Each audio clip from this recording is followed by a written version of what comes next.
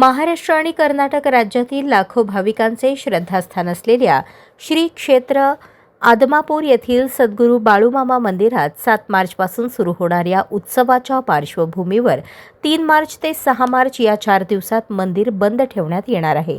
उत्सवाच्या तयारीसाठी मंदिर परिसराची संपूर्ण स्वच्छता, रंगरंगोटी व सजावट केली जाणार आहे।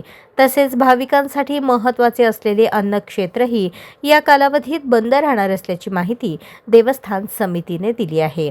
मंदिर प्रशासनाने सांगितले की उत्सव काळात भाविकांची मोठ्या प्रमाणावर गर्दी होत असते।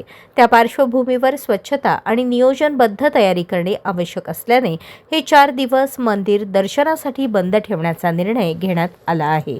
देवस्थान समितीचे अध्यक्ष धैर्यशील राजे भोसले आणि कार्याध्यक्ष पुंडलिक होसमणी यांनी भाविकांना आवाहन केले आहे की मंदिर बंद राहण्याच्या कालावधीत सहकार्य करावे आणि 7 मार्चपासून सुरू होणाऱ्या उत्सवास मोठ्या संख्येने सहभागी व्हावे।